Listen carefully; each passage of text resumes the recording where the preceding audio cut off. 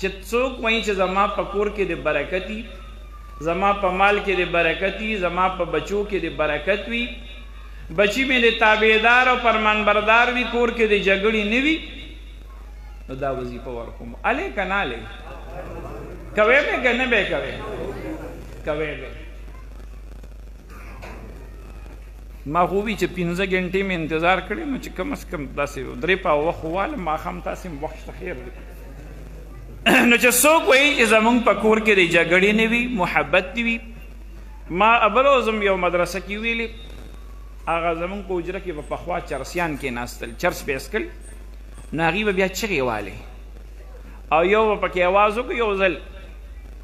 یو ځل زمونږ د جومات هغه امام و، ساده غوندې سړی و، په لار تېرېده، نو هغه سلام واچو. نه یو چرسي او بل ته ویې نه که د ملا صاحب په مونږ باندې نن څنګه سلام واچو، دی خو روزانه دي، چپ شه د کافر زوی او مولیانو کې مسلمانان شته که دا عجیبه خبرې وي. نو یو وایي یا الله مونږ چرسیان یو، د خلکو ښځې م چرسیانې کې، استغفر الله. هغې غریب دغه سوچ و چې چرس ښه شی دی. چرسي ته وی په سر مې درد وي، یو لوګي راکاږه، ګېډه مې خرابه ده، یو لوګي راکاږه، چې څه شی ورته وی بس یو لوګي راکاږه، وایي که نه وایي؟ نو هغې دغه خبره کوله. نو مونږ وایي دا وظیفه الحمدلله دا علما خو یې کوي، مونږ هم کوو. نو مونږ وایي چې تاسو هم پکې راشره شریک شئ. خوښ هم ده که نه ده؟ زنانم شریکي شي او تاسو هم شریک شئ، ځکه هغې غریبانانو دا 15 ګنټې انتظار وکړو چې څه خو ورته داسې میلو شي چې هغه زندګۍ کې کوي انشاءالله. کور کې به جګړې نه وي، کوم زلمي وي ودونه نه وي، دا ګوره غریبانان داسې څوک بې واده وي، ما ته پته نه لګي، دا زلمي داسې کور کې پیغلې لوړوي. هر چا دا ضرورتونه دي که نه دي؟ دا ضرورتونه دي. زما بچي و، ړومبنی بچي و، دا علماء پیژني، هغه چې پیدا شو په 14 ورځ پې د مرګو غوټې رالې. هغه ډېره اوږده خبره را مختصر کوم. هسپتال کې داخل و، ډاکټرانو ما ته وي چې دا بچي به د لیوني وي، که دا جوړ شي هغه ټېسټونه یې وله وکړم. زه شاه منصور باباجي رحمت الله علیه زمونږ استاد محترم و، پیرم و، مرشدم و، محسنم و، هغې له لاړم او په جړا شم، ته خپو مبارکو کې مته سر کېښو، په جړا شم، هغې کورسۍ کې بیمار و. نو بس وی میا صاحب مه جاړه، ولې؟ ما ورته جي بچي مې د ډاکټران وایي چې دا به لیوني وي، په دې جاړم.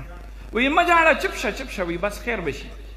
وی دغسې زما بچي چې اوس په جنوبي افریقا کې دا ټول علما پیژني، مفتی اعظم دی، مفتی رضا الحق صاحب، او هغه داسې عالم دی، داسې مفتی دی چې د حرم شریف د امامانو استاد دی، الحمدلله وایي. وی دی چې پیدا شو ډاکټرانو ما ته وی چې دا به لیوني وي. وی زه د غرغشتو باباجي رحمت الله علیه زما استازو، هغه نه مې دوره حدیث کړی، وی هغه له لاړم دغسې چل ما کړی و. وی هغه راته وی چې بچي پروا مه کوئ، سم نشته. او وی هغه راته وی چې زه حضرت مولانا عبدالمعبود حقانی صاحب دامت برکاتهم نوم واغشتم، حضرت مولانا حسین علی رحمت الله علیه. وی زه هغه له تلم، هغه زما استاز او مرشد مې، وی هغه له مې تلم، وی داسې مې ورته جړلي. وی هغې راته وفرمایل چې د قرآن عظیم یو دعا ده، ډېره مختصره دعا ده، دا وایه کور کې به د جګړې نه وي، کور کې به د بې برکتي نه وي، بچي به د ټول تعلیم یافته وي. زما بچي ما ته وي میا صاحب وګوره جنوبي افریقا کې شیخ الحدیث دی، مفتی اعظم دی. بل بچی مې مولانا ظهور الحق صاحب شیخ الحدیث دی. دا اوس چې تاسو پیر اعزاز الحق صاحب، دا د ټولو کشر بچی دی، تاسو یې نه که نه؟ پیر اعزاز الحق علما خو یې ټول پیژني. بل زوی دی عالم، بل نو ما ته وی چې دا دقه دعا زه ویم، وی ته م وایه، وی اسم نشته. الحمدلله هغه بچی سخت کال 15 درجه وي، حافظ دی، قاری دی، دغه تاسو ختم نبوت کې تلاوت واورئ، د جومات کې کړی تلاوت. نو که څوک غواړي چې زما بچي دی په هر میدان کې اعلی وي او قابل وي، نو دا دعا دی وي، وایه ده که نه؟ که نه نیخم بیا به راته وښیم جی، بیا ښایسته ماما ده چې به خفه شي، زه به یې ښیم. ښه ربنا دا چې چاله نه ورځي دا زده کې، ربنا هب لنا من ازواجنا وذریاتنا قرة اعین واجعلنا للمتقین اماما. پورا مختصر 15 دي که شپږ ټکي دي. دا په مانځه کې پر لمونځ کې امام چې وي نو نه دی وایي، ځکه مقتدیانو ته تکلیف او که ویلی شي وایي. نفلو کې سنتو کې ربنا آتنا فی الدنیا مونږ وایو، هغې سره باباجي صاحب وفرمایل وي هغې سره دام وایه.